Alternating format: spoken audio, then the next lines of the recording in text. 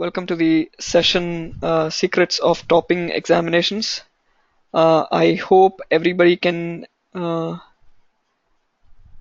actually get on to the meeting. Is everything working fine? Can anybody just confirm on the chat that you're able to hear my voice?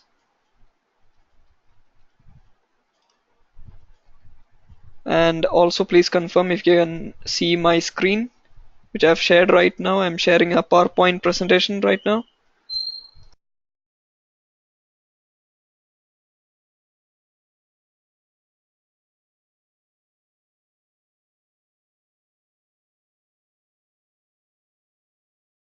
Okay, so if anyone is talking, I cannot hear you at this point.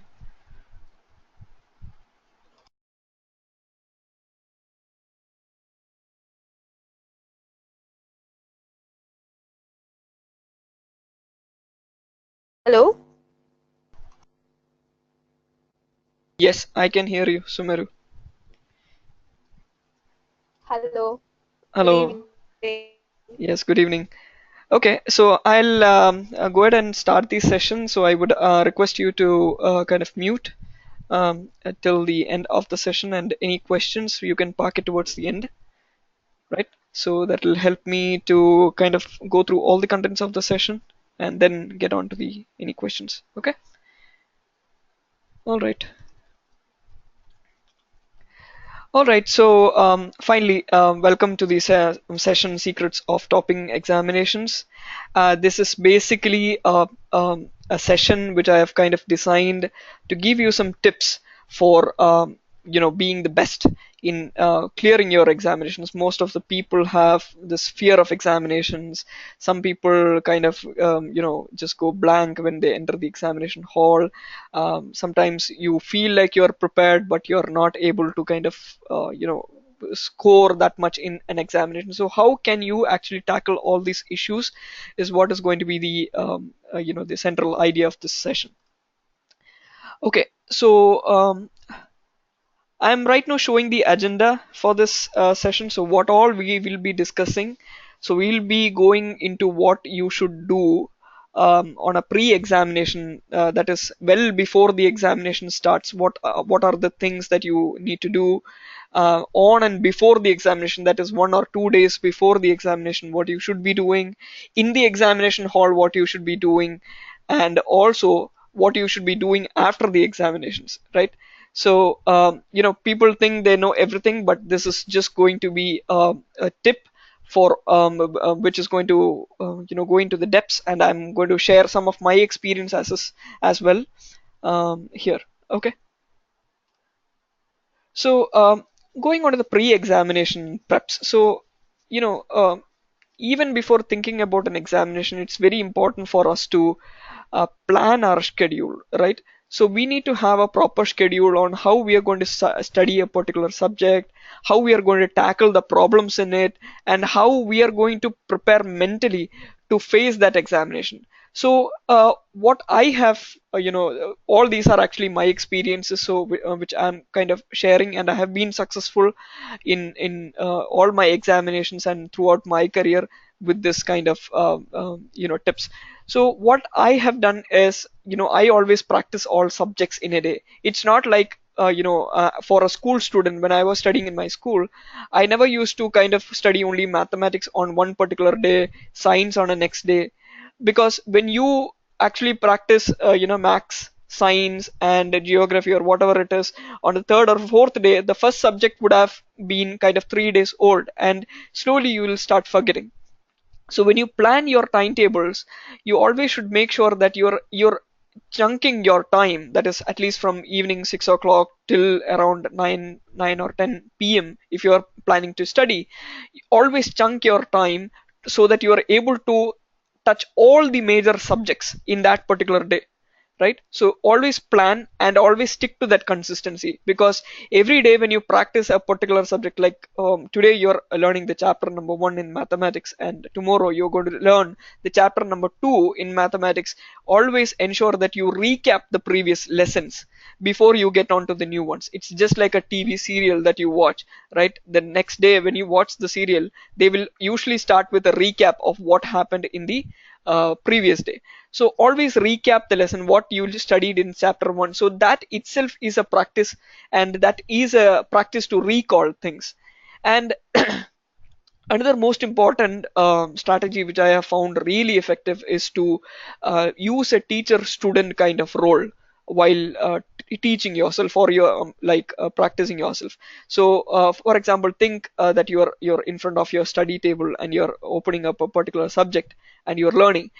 Teach as if you are the teacher, right? As just visualize that you have a lot of students sitting in front of you and you are the teacher.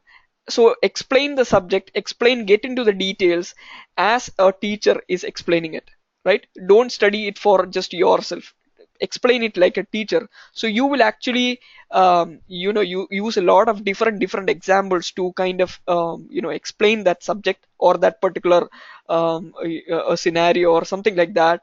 And you can also switch the roles as a student. So maybe you're saying that, okay, this is relations and functions in mathematics, and this is what a relation is, this is what a function is. So now you can switch the role to a student, and the student can ask questions. So you can ask questions to yourself. Why is it like this? I'm not understanding what is the difference between a particular kind of relation or an equivalence class. What is an equivalence class? I didn't get the concept of it. Can you explain it? Now you will again switch the role back to a teacher, and you will start again explaining that concept in a bit more detailed manner. So that helps you to learn, and that helps you to kind of be prepared to extemper about that particular subject, right? So that is a effective way of learning thing. If you can afford to kind of get a blackboard or a whiteboard in your home, that is an amazing thing. Get some markers, explain the concepts, write that on the whiteboards. Or if you can buy some kind of digital pens, if you don't want to kind of waste papers writing and practice, you can even choose to have a laptop and use a digital pen and practice writing, right? Writing that concept and explaining that concept to a student, but in fact you are actually explaining it to yourself. So that helps the teaching experience, or the learning experience, a bit more, what do you say, it helps you to grab the concept really well. And also make sure that you're not simply sticking onto the theoretical part of a concept. Always make sure that you are doing some problem solving, and that has to be practiced every day, because again, practice always makes a man perfect, right? So never lose the touch of practice. If you are if you are studying about mathematics, always ensure that you are practicing around 10 to 15 problems at least one day. If you're running out of problems, buy some kind of guide or some kind of sample question papers and try to solve that. That's what the next point is. So at most 5 to 10 years of question papers needs to be practiced. So every day when you start practicing, you will run out of questions. That's when the question papers will be really helpful. So take 5 to 10 year question paper. This might sound a little crazy, but definitely this is something which you can do. This is something which the champions and people who have really topped examinations, this is the experience that they have shared it to me. They always ensure that they practice question papers, right? And they practice it in such a way that they create a feel of an examination. So they do a practice mock examination in the home itself. That is during a weekend, during a probably in India it's a Saturday and Sunday. So maybe you could just take a weekend, and schedule a time from 9 a.m. to 11 a.m. Maybe a 2 hour kind of an exam. Take one question paper out of the pile, just randomly, and then start the examination.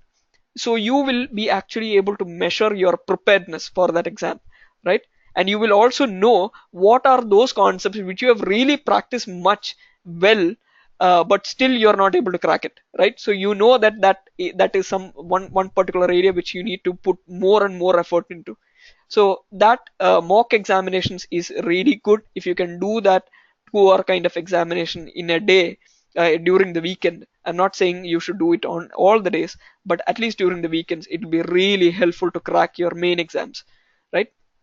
And again, don't stick to one particular subject. Always make random choices. If you're taking mathematics exam, mock exam for 2 hours today in the morning, maybe in the evening you can, if you are free, you can plan to take a physics or a chemistry kind of a paper, and just randomly take one thing, right? So don't even stick to one particular subject. Don't think that you should be prepared to take that examination. Just randomly, if they put this question paper in front of you, you should be able to solve it. So that is the kind of preparedness that you should really try to arrive into during the pre-examination preps.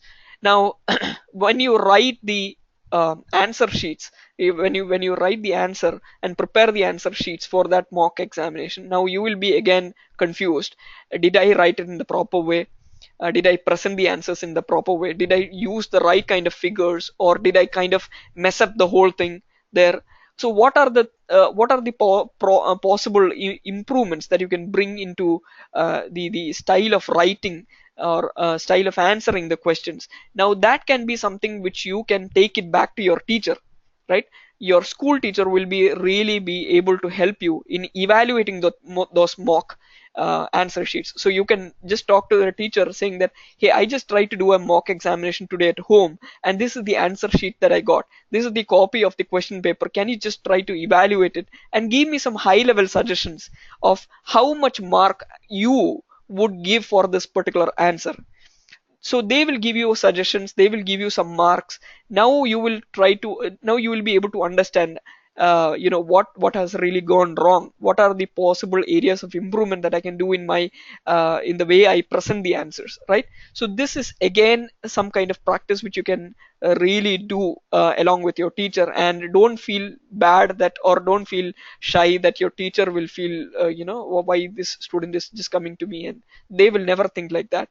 Teachers will be very happy to help you out. So definitely take advantage of their wealth of knowledge, is what I would say during the pre-examinations. Pre-examinations means the every day that you go to the school and you come back home, that you just have a little bit of homework, but not major kind of examinations are lined up in the next few days.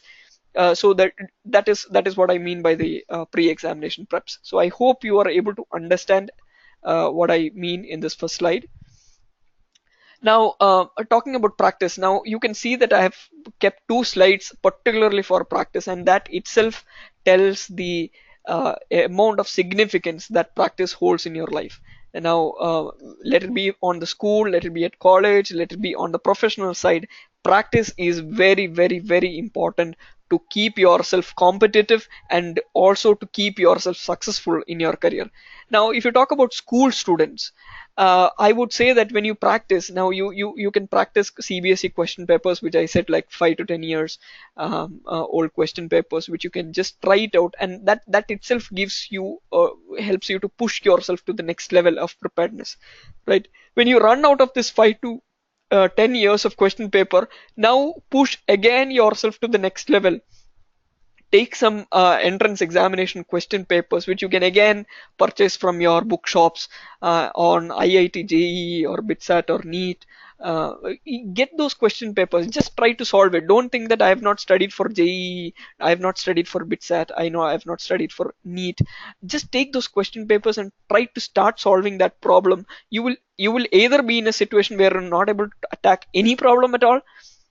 That is kind of a worse situation. So you know that you have kind of cracked the CBSE level, but you're not prepared to kind of take any kind of competitive examination. So you need a little bit more effort to be put in. Maybe you can try to take some online courses, or you can go to a coaching center and try to boost up the understanding of that particular subject. Or so take those IIT JEE papers. You will actually understand what is the speed at which you need to solve these problems, because these entrance examination question papers, it has to be solved like in very fast. You have to solve. there is not much of a time that you can actually spend on thinking about a problem and thinking about the strategy and then implementing it. So that speed also has to get into. So when you solve all these question papers, when you push yourself to the next level, take it to IIT JEE or take it to the NEET level, try some other question papers of another university entrance examinations. Try all that kind of thing. You can even try out MIT question papers, which are available online for free. So that helps you to realize where is your breaking point, right? Where you will actually fail. You want to actually realize where you will actually fail, not by just solving the questions in your exercise page of your textbook. That will help you to realize your breaking point. That's kind of, once you practice one or two times, the exercises are going to be very easy for you, right? But only when you try to solve questions that you have not actually seen in your life, that is where your thought process is really going to come into. That is where your whatever you have learned on that particular subject, is it really something that you have learned, or is it just a mucked up kind of concept, that you will only realize when you take some kind of other question papers. So try to understand your breaking point. Now, when you solve maybe the NEET level, no, now after CBSE, maybe you could just go to NEET. If you try to solve NEET and you're kind of reached a point where you are able to tackle all the questions in NEET exam, maybe when you take a BITSAT examination, BITSAT question paper, you might see that, hey, I'm not able to solve this question of a particular concept which I've kind of solved for almost all the 5 to 10 question papers of CBSE. For the NEET, I've been able to solve, but in BITSAT I was not able to solve. So you know what is the breaking point there. Or even if you are able to solve BITSAT, try to take IIT JEE. That is the ultimate level of understanding your subject. So every time you're pushing yourself to the next level, you're actually making the concept, or the clarity of the concept that you have in your head about that subject, is actually going up, maybe one or two steps ahead. So that actually is helping you. So don't feel like, okay, I just failed. Don't ever take this sentimentally into your mind. That every practice or every realization of a breaking point has to be, again, the stepping stone towards the next challenge. So take it as a challenge, try to solve it, go to the next level, right? Now, uh, if you talk about college students, now what do college students have to do? Yes, we do understand from CBSE, or from an ICSE standpoint, we can understand what a student needs to do. But from a college aspect, what do they really need to do? I would say that, just after the college, you might be planning for your next higher level study, or maybe you would be looking out for a job. So always invest time in going for internships. Now, this is something which is really being very much appreciated in the industry right now, because the college students actually need to see what is happening in the shop floor. So it's not just your books and your theories and all that kind of things that make sense. What really is being done in the industry on that particular domain. If you are thinking about computers, you might study C, C++, and all that kind of thing in your school. But what is actually happening in the industry? Industry is totally thinking about cloud computing and so many other concepts, AI, artificial intelligence, and machine learning, right? So just after your college, when you just pass out with the C and C++ knowledge, you won't be ready for the industry, and that will not help you to get a job. So always try to go for internships, get in touch with companies, try to take up some mini projects in their company, help with them, even if you are not getting paid during the internship. But usually companies do pay during internships. You will get some kind of scholarships for that. But try that. Don't keep the money as a big thing at that point. The kind of knowledge that you get from the company and that experience is going to be really helpful, and that will sometimes help you to learn a new different language, or maybe a new skill set. That is definitely going to help you in your job, in your career. And maybe it will also ease up the interview questions, right? When you go in front of a company and take an interview, appear for an interview, they might ask a lot of questions, not just theoretical questions. They'll ask you a lot of practical oriented questions. They might ask you to solve some kind of problem there itself. So all these skills will really help you. So again, for a college student, I would say the interview or the job or the next level of post graduation is going to be the examination for them. So always practice and make sure that you are helping your skills to grow, right? That's what I would say for college students. For professionals, this is even more kind of a bit tough, because for professionals in the industry, everything has a certification, right? So if you talk about software industry, particularly because I am from software industry, we really need to be certified. We need to be certified in Microsoft technology. If you're working on Amazon technologies, then you need to be certified there also. If you are going into cloud computing, you need to be certified in Salesforce cloud technology. So certifications are very important, and that certification is like solving around 90 or 100 questions in a few hours. And you don't have really got a great deal of time to think about what is the strategy of the answer. It has to really come in your hand like that, right? So for this, for preparing for certifications itself, we have to practice around 5,000 to 10,000 question paper mocks.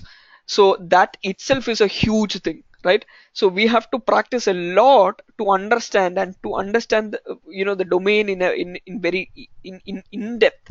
We have to understand, then only we can actually appear for the certification exam and plan to kind of pass it. And all the certification examinations have a higher cost, and if you fail that examination, the cost is gone, right? It's not kind of refundable. So you really can understand the kind of pressure that a professional actually goes in through. So and also certificates are very important, because most clients for which you work in your company, they prefer certified professionals to be associated in their projects. So if a person is not certified, maybe there is a very less chance for you to get into that project, and that definitely help kind of affects your career, right? So the more and more certifications that you take, your probability of career growth also goes up. And just by taking one certification is not enough. You need to upgrade it, because every month or every year, technology changes, the kind of approach changes, the strategy changes, right? The 10 years back, the way that teachers used to teach students is not the way that right now teachers are teaching, right? So the teaching style itself has gone has gone through drastic transformation. The concept of digital classrooms have come into. So you need to understand technology a lot, even in teaching domain, right? So it's not just in software industry that professionals have this kind of certifications. In every industry you have certification. So this is what you should be doing in examinations. So keep a steady focus on practice. Never ever leave that practice to a side. Don't feel lazy to do that practice, right? Now, once practice is clear on your head, now you really know that practice plays a big role in your in topping your examinations. Now, what are the next few things? Now, there are very small things which people tend to forget. Sleep is very important thing as a student or a person working in an industry. Trying to keep up the competitive advantage, you need to have good amount of sleep. You need to have good amount of rest. It's not like 24 by 7 you have to sit and study, right? You have to plan. I told you in the first slide that you have to practice by keeping a plan. You have to have a timetable, and you have to stick to that plan. You have to be consistent to that plan, right? So just as you have a plan for studies, you should have a plan for sleeping also. Always ensure that you get a maximum sleep of 7 to 8 hours without any distraction every day consistently, because this sleeping is the time when your brain is doing all that archival of information. Today what all did you learn, what all did you go through, what all the experiences, all the practice, everything is being transferred from the short term memory to the long term memory during the sleep cycle. So make sure that you get a 7 to 8 hours. Now there are so many people who say that you just need 5 or 6 hours of sleep as a student. Most of the people say like that, but recent studies show that you need at least 7 to 8 hours of good sleep. Because if you don't get enough sleep, the next morning you're going to feel that you don't have the energy. You feel you will feel like you're dull, right? So you don't want to put yourself in that situation. Always ensure that you get a good amount of sleep, at least for 7 to 8 hours. Now, drinking water is also an important thing. Most students and most professionals in this busy schedules, they tend to forget about their body. They tend to forget about the importance of drinking water. Now, you obviously know that your body is, again, the major part of the body is actually water, right? So if you lose water from your body, what is going to happen for your cells is the cells are going to actually shrink up. They are going to lose the energy, and as and more cells that are going to lose energy, your whole body is going to feel dull, right? So you always ensure that you drink lots of water in a day. Keep yourself hydrated. Keep a water bottle always along with you, even when you're traveling or you're in your classroom. Always keep yourself hydrated, and especially before you go to sleep, fill your stomach with water, and you will feel an urge to pee definitely when you fill your stomach. Even after you pee, again fill up the stomach, because the brain definitely needs to be hydrated to do its job of archival really well. So you should never think that, okay, I drank a lot of water tonight and that's enough. No, you should be keeping yourself hydrated every minute and every day, right? So keep drinking water. This should be a part of your life. This will definitely help you keep yourself energetic throughout the day.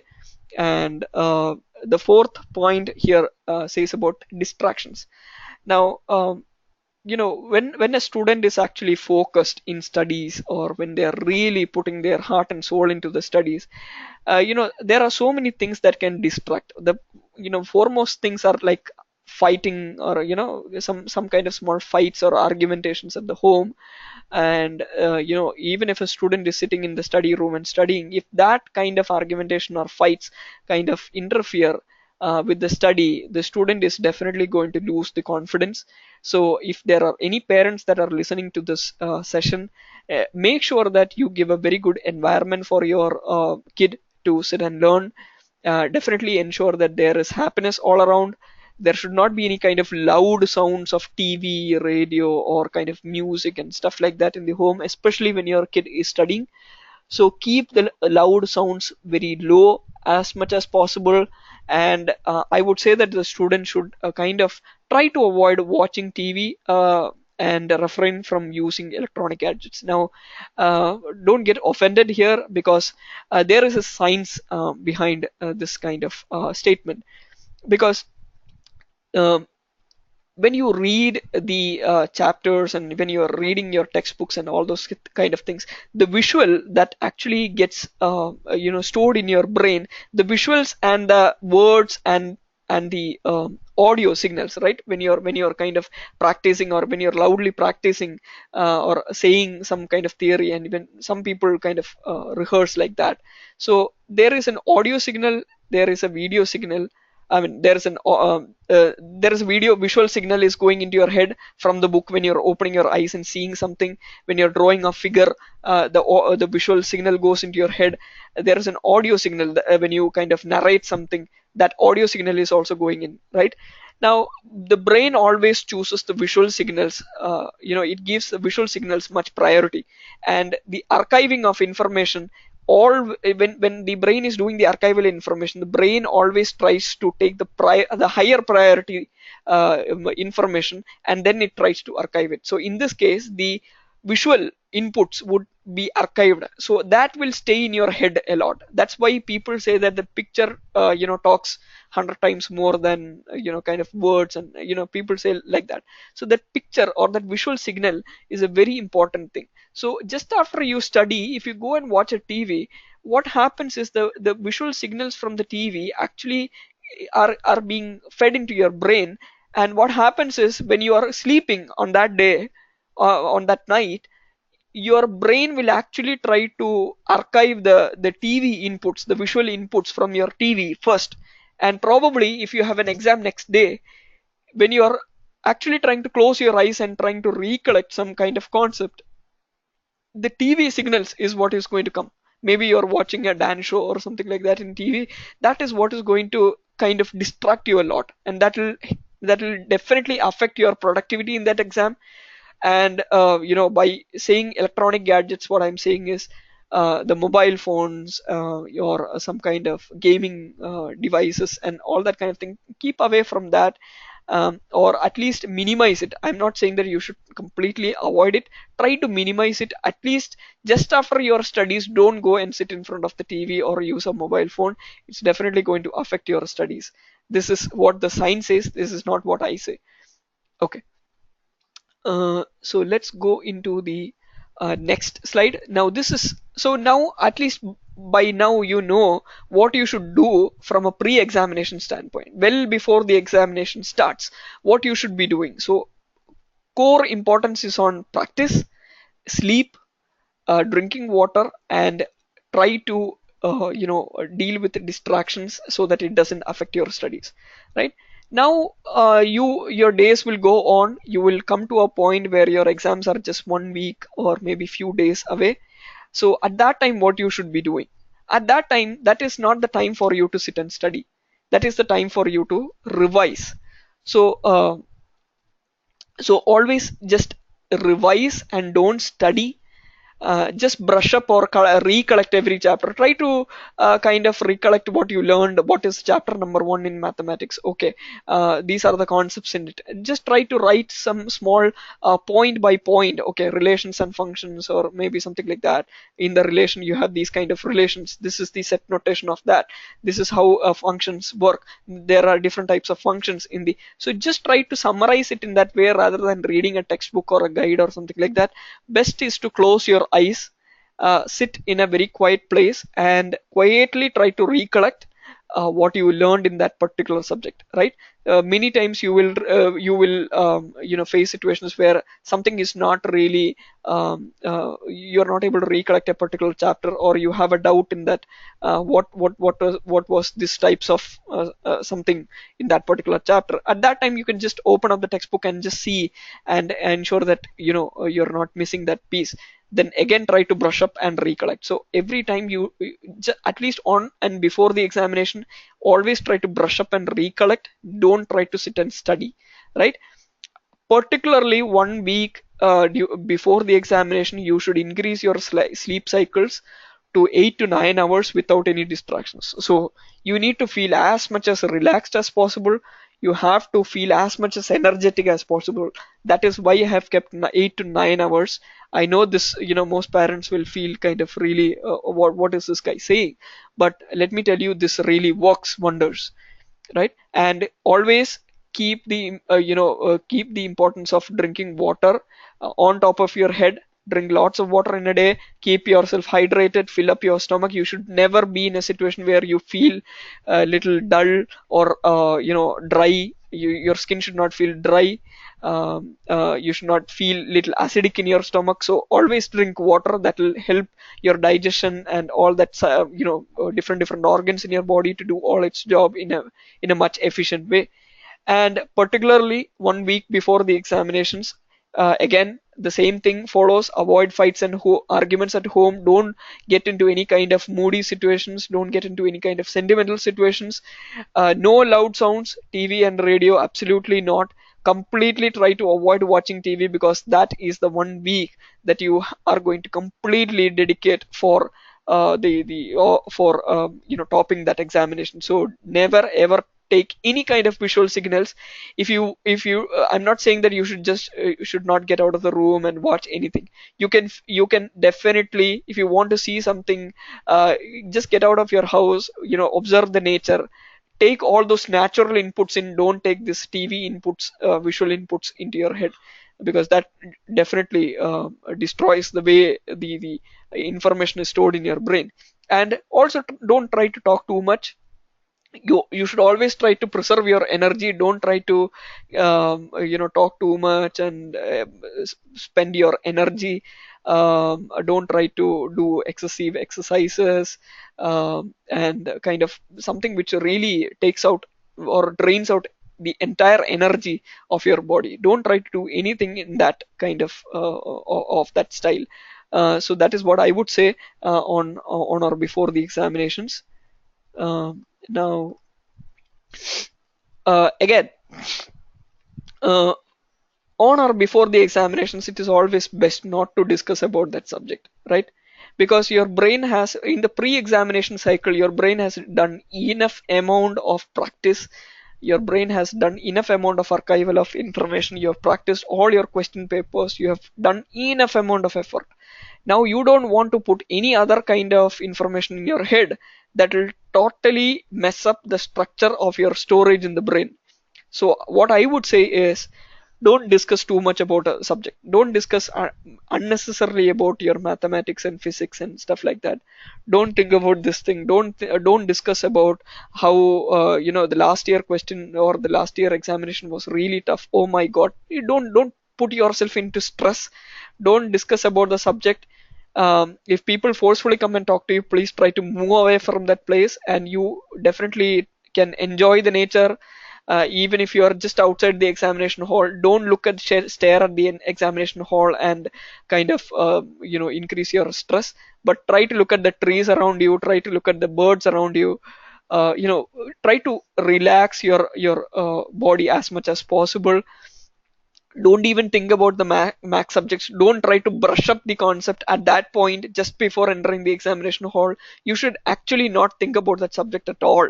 Don't even open the textbook and the notebook before the examination. That before the examination means at least just before you enter into the examination hall. Don't even think about opening the textbook and revising something or doing a problem and trying it out. Don't do that. You have done enough in the pre-examination time, right? And if allowed, I, some institutes do allow you to walk around the examination hall premises, at least outside the examination hall premises.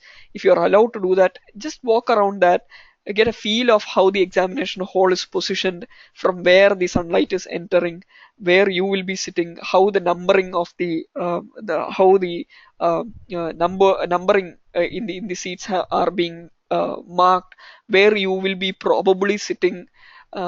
Just try to get a feel of how you will be seated inside the examination hall. That will help you to be comfortable when you're actually getting into the actual bell rings, and when you get into the examination hall, you will feel much more comfortable sitting inside that examination hall. Otherwise, you will feel so much tensed seeing everybody others, around you, and the examiners walking around.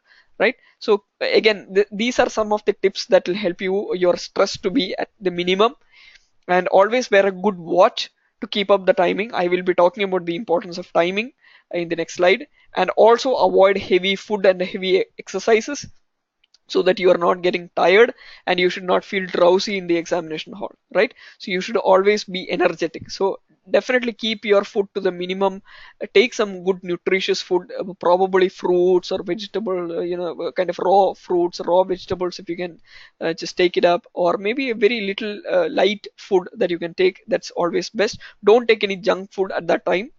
And always try to enjoy the nature, okay, so that you don't feel the stress of the exam, or your a lot of people will be talking so much of things about the examination, the questions, that this so many things, and all these things will be getting into your ear. So to kind of ease that up, or to keep your stress level down, try to enjoy the nature, is what I would say. Okay, or if you want to go for a small light walk slowly, if you want to just explore that area, just explore around that premises and just come back. Okay, don't go too much far from the examination hall. That always helps. Okay. Now, coming on to the examination hall, when you actually enter into the examination hall, what are the tips that you need to follow? Never panic. Don't panic when the invigilators start distributing question papers. So many people have this fear of examining. Now, let me tell you, your life is going to be full of examinations, right? Right from the school till your death, you're going to face lot of examinations. So be prepared for that. Don't feel bad about examinations. Don't feel afraid about examinations. It's always a good thing, right? It is going to come again and again and again. So don't panic when the invigilators start distributing question papers, because feel confident that you have practiced enough. right? You have practiced, you have put your best efforts into it. So never panic, you will be able to clear the exam. And when you get the question paper, that's when the watch is going to be really useful. Check the time limit on the question paper. If it is written 2 hours or 3 hours, if it is 2 hours, at least calculate how many minutes that you have. So if it is 2 hours, you have 2 into 60, right? That is 120 minutes is what you have to solve the entire questions. Now, say for example, you have 15 questions. Now, what you will do? So, in the 120 minutes, that is the entire 2 hours, you have to leave the first 5 minutes and the last 5 minutes. You should not think about any questions at that point. You should use the first 5 minutes for planning and prioritization of questions. Okay. So, from 120, 5 minutes is gone, which means 115 minutes is left. Now, the last 5 minutes also, I told you to leave it because you want to review all the answers that you have written.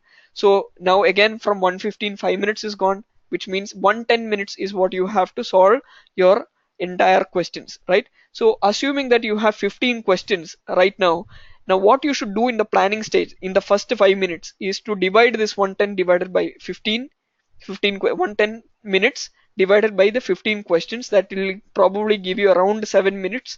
So now keep that minutes in your mind. The 7 minutes should be very clear in your mind. Now 7 minutes is what you have for solving each and every question, right? And always keep an eye on your watch. Make sure that you use your practice, your confidence, your thorough understanding about that subject to solve the question as fast as possible in that 7 minutes and save the time, right? So keep an eye on your watch and ensure that you answer within the time limit for each question. Okay, so you don't need to be actually panicking. You don't need to feel afraid about the question paper. If you have done enough amount of planning, 7 minutes is a very, very, very big time, right? To solve one question paper, to solve at least one question in a question paper. And some students for, when I was actually studying in my school, I used to elaborate answers. But when I actually started to shift my school and get into higher education, I felt that this elaborating answers is not a good strategy. So always make sure that you answer in points. Do not write stories. This is not going to be effective at all. So always answer in points if you can keep, because at the time of brushing up and recollection, you were actually brushing up the key points in those chapters, right? All that keywords or all that points is what has to kind of come in front of your eye when you're actually tackling a particular question. So answer in points, then try to elaborate a little bit on that. Look at the kind of weightage of marks that has been given to that question paper. If they have asked you to elaborate, then only elaborate. Otherwise, just write points. That is more than enough, right? You should make the life of your evaluator. Finally, when you hand over the answer sheet, this answer sheet is going to go to one particular evaluator, right? Evaluator is probably going to get a lots of answer sheets to kind of put marks into. They cannot just read the entire story that you have written, right? So don't write stories, always write points. Underline the important keywords. There might be maybe 10 or 15 points in your answer sheet, but there are some maybe 3 or 4 points which are the most important in your answer sheet, right? So try to underline those keywords or points in your answer sheet so that will actually catch the attention of your evaluator while putting marks, right? Also try to don't mess up the answer sheets with your answers and your rough work, everything in that sheet. Try to demarcate special spaces for rough work. Don't try to mix up everything in that answering portion. And when you're tackling one particular question, only think about that question. There might be the 15th question might be something which you have really don't know about, but you are right now only solving the second question. Don't feel stressed about the 15th question which you don't know. When you are answering second question, just think about that second question only, right? Because that is what you did in the planning. The 7 minutes is for one particular question. Only think about that question. Even if you don't know the answer for a particular question, go to the next question as per the priority that you have set. Now, there will be easy questions in the in the 15 questions that you've got in the question paper. There will be a set of easy ones. There will be there might be few hard ones also. So keep the easy ones first on your priority to solve, and then get on to the hard ones. Okay, and that you can again choose. I won't say that you always take the easy ones first, but uh, try to prioritize it as per your liking and as per your your need, is what I would say. Because some people, because I like to take hard questions first and then get on to the easy ones, but some other students would like to take easy questions first and then hard questions. So set your priority, follow that priority, and always stick to that priority. Okay, and definitely ensure that you include figures. If there is a chance for you to include any figure to illustrate the understanding about that concept, it is the much better than writing points and stories around that. So a figure can talk so many things, right? So if you can include figures, that will be the best thing in your answer sheet. Okay, so this is what now examination, in the examination hall, that you saw that it was very less things. You just have to plan, you have to follow the plan, attack the questions, and then in the last 5 minutes you're going to review it and hand over the answer sheet to the invigilator out there. So you will never end in a situation where at the last 5 minutes you are busy writing particular answer, and you have to ask, madam, 5 minutes more, 2 minutes more, 3 minutes more, I'll give you right now, and probably the invigilator might snatch the answer sheet. But if you plan your timing properly like this, the first 5 minutes for planning and the last 5 minutes for review, you will definitely end up in a situation where the last 5 minutes will be a free time for you. Okay, and you will be just going through the answer sheet again and again. Try to review it 3 or 4 times and try to underline. If you have forgot to underline some important points, you can just underline and kind of add up any extra points that you want in the answer sheet. So that will definitely keep your stress levels down in the when you're giving the examination. Now, what should you do after the examination is a big thing, right?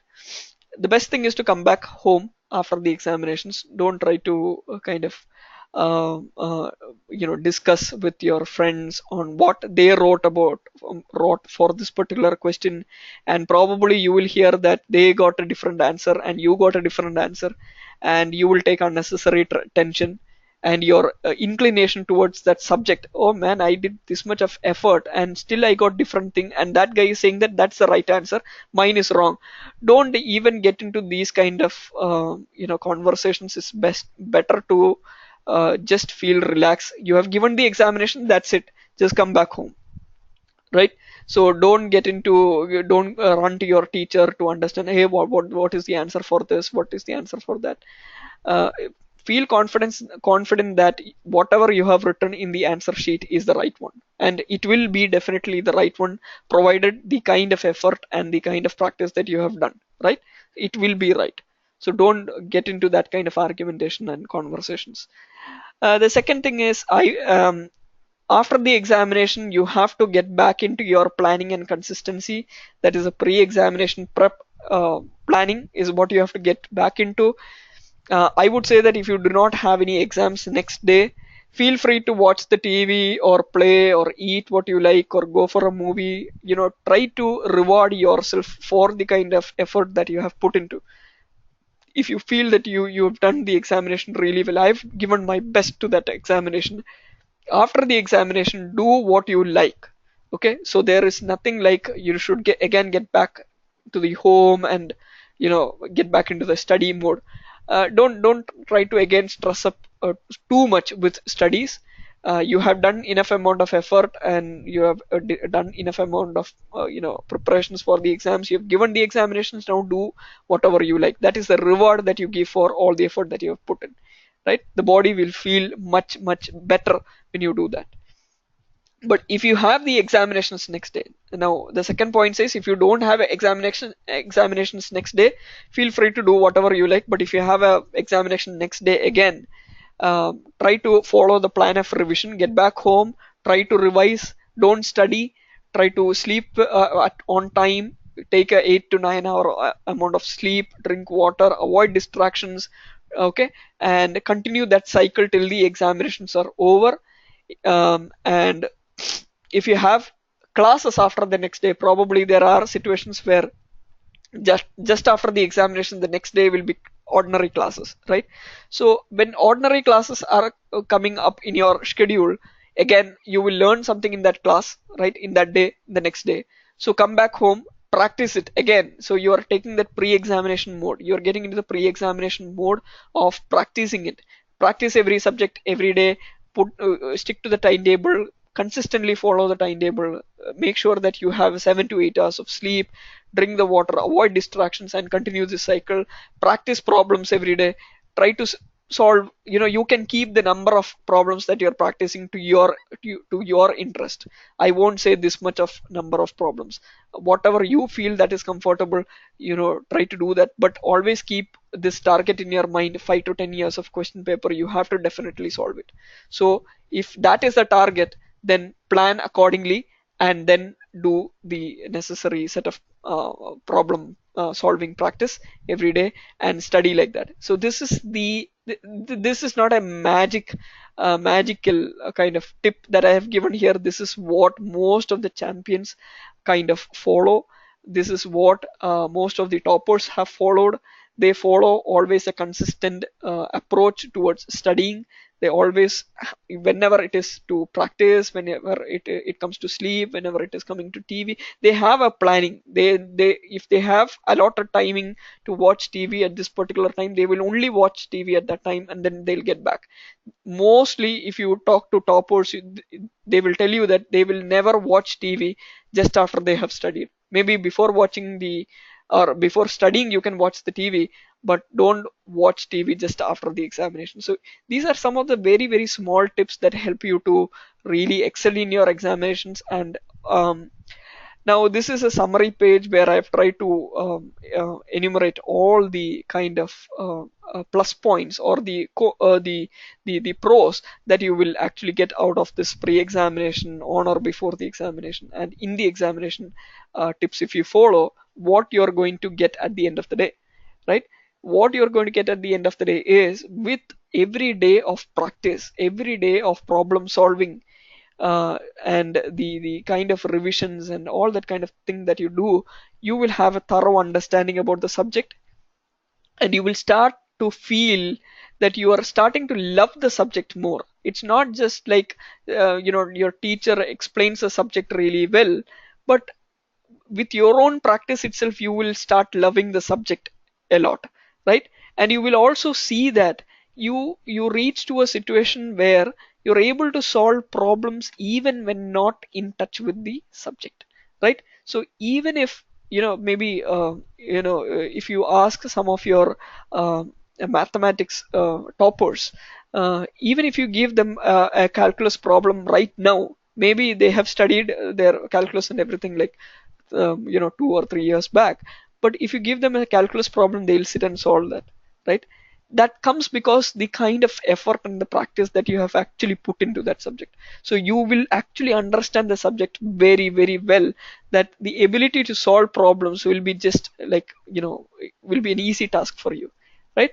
And with all this thorough understanding and endless love for the subject and the ability to solve problems, you will know what you actually like in your life, right? So some people might feel affinity towards mathematics, or some people might feel science is what I like a lot. Now that liking should not come, you should not realize that liking just with some kind of practice. It should be kind of with enormous amount of practice, with lot of problem solving. After solving lot of things, then you will understand what is tough, what is not tough. Okay, so for you maybe science might be a kind of a wonderful subject, but for some other student they have different taste. Some people might like mathematics more, some people might like some other subjects more. So this will actually help you to decide your career path properly, because in that subject you are able to excel, right? And with all this practice you are eliminating the fear of examinations. As I told you, examination is not just at your school level or your college level. it keeps continuing till the end of your life. You have examinations even in your life, right? So there will be a lot of challenging situations that will come in your life. That is also examination. So how you're going to face all these things? So you have to totally eliminate the fear of examination. That will automatically come with this kind of practice, and it will bring a discipline in your life. Discipline in the sense, when you follow a timetable, when you have a planning, when you consistently follow a plan, that itself brings a schedule, and you will be much more productive when you follow the schedule. And you always want your life to be scheduled. You want to know what you will do, right? So that brings a discipline in your life. And you also, like, watching the nature to remove your stress, talking with your family, enjoying with your family. All these things will help you to love the nature and family more. So it's not just sitting in the study room and 24/7 study. I told you to kind of feel the nature, just go out for a small walk, just enjoy the nature and come back. Go with your, maybe your brother or sister or your parents or your friends, just for a walk. Have some good, nice conversations with them. You will actually feel that your life is actually meaningful, right? And always try to speak less, particularly during the examination time. Try to speak less and do more, right? This is what I would say, because there are so many people even in the industry that speak a lot, but when you ask them to do something, they don't have the right skill sets, right? So you should not be a person who again falls in that line, because think about the number of students that are passing out of schools, passing out of colleges, the number of people that are appearing for jobs and interviews. This world is full of competition. Now, in this world of competition, you have to be successful. You have to be competitive. For that, your skill sets are very important, not your, the amount of talking that you do. If you talk less and if you are able to do more, that's a productive person, right? So try to follow that kind of regime. And again, with the student teacher kind of approach, which I told you, when you're studying a particular subject, assume that you're the teacher and you kind of explain it to the students, imaginary students sitting in front of you, and take the swap the roles to your student, where the student can ask a question back and you try to kind of solve that particular problem for you. You might feel stuck also, but that is an opportunity for you to again sit and study, or maybe to call your teacher at that time, or to call your senior at that time and try to understand, hey, I got a question right now from one of my friends. You could just say like that, how will we tackle this situation? So you are trying to actually explore the subject. You are actually trying to extemper a lot to understand that subject, and probably this itself becomes a practice for you to speak about a subject or to conduct a conference. Maybe when you reach a good level in your life, or when you become a scholar in a particular subject, you might have to do conferences about a particular subject. At that time, you should not have the fear to extemper, right? So that will, again, this practice, all these things, this all the tips that I gave you here is going to really help you, bring a good amount of skills in your life. This is definitely going to eliminate all this fear of examinations and extemper in your life, and this will definitely help you to score a lot in examinations, right? Okay, so I think I've come to the kind of end of this session. I think I've just passed 3 minutes more than what I thought of. Okay, so I'm going to switch off the screen sharing, and maybe if we can, if the participants have any questions, they can ask at this time. Any questions at this time? That was a great session, Mr. Abhishek. Thank you, Sumeru. Any questions that you have, or any doubts that you have in this tips? Yes, I do. I had a few doubts. I wanted to Yes. clear them. Okay. Firstly, since I have taken science and physics and maths and chemistry, Okay. I wanted to see, we have a lot of formulas, right? I wanted to know how do we remember them? Mom suggested that we could write them all on a piece of paper and stick it around the walls of the house so All that right. wherever I go, I can just read them, glance through them, and just embed in my head.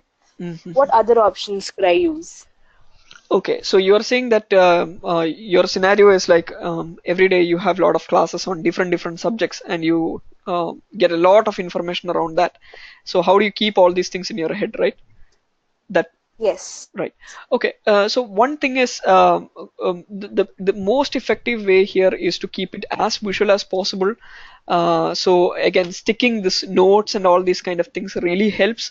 But what I would say is it's better for you to kind of take this teacher-student kind of role and try to practice it. And I would say that try to purchase a digital pen or something like that. It doesn't cost too much in the market right now.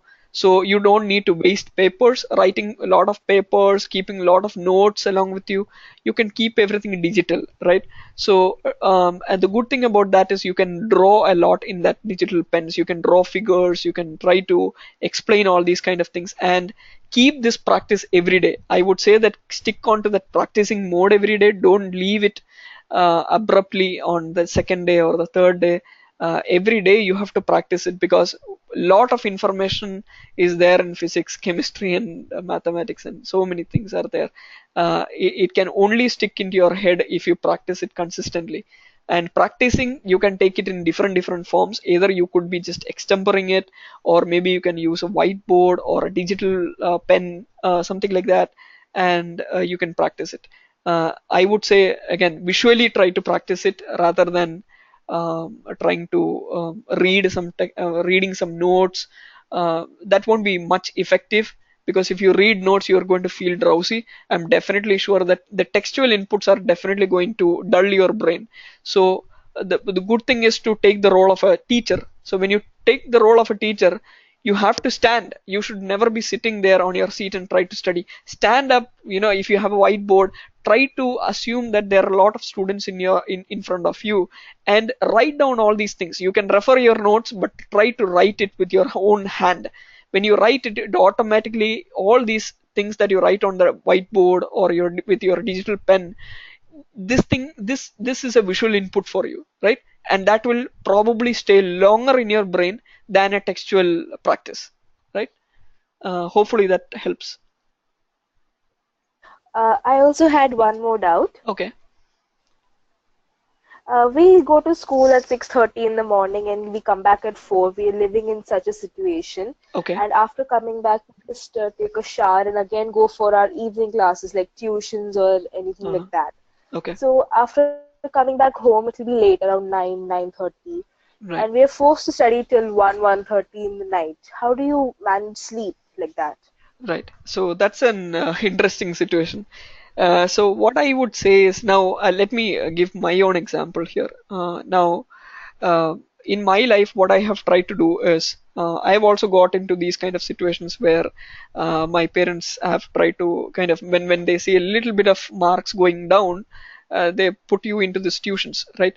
So I would probably say that if you are able to understand or take grasp of a particular subject a little bit much better than the other subjects, try to drop the tuitions for that, right?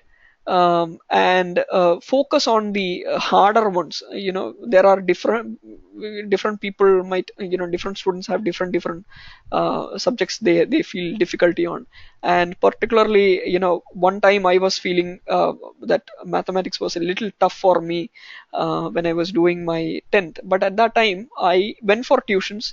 I told the tuition master that this is the only chapter that I'm having difficulty on. I'm not having difficulty on the entire set of chapters. I'm just having difficulty only on that particular chapter. The kind of practice that I need, or the guidance that I need, is only on that chapter. So it was very clear. It was even kind of interesting for the tuition master to hear that from a student. But when I took that coaching only on that chapter and I came back, I stopped the tuitions. I told this very explicitly to the tuition master that once I get this chapter, I'm going to drop it off, because rest of the time I'm going to invest with my own style of studying, right? So I would say that don't take tuitions for everything. At least don't get in the habit of tuitions. If you are able to manage a subject by yourself, there are a lot of question papers around, right? There are a lot of training material. There are a lot of seniors and there are a lot of people around the world who can help you out. So what you can do is, if you are able to manage a particular subject, try to drop the tuitions and save the time, because time doesn't come. If you are always going to stick into this kind of schedule, you will probably end up in that 1 a.m. or 2 a.m. kind of schedule, and you will again lose up a lot of sleep, and that is going to drastically affect your the way you study, right? So try to save a time is what I would say. Again, it depends on the planning. Try to sit with your parents and try to decide or prioritize the subjects.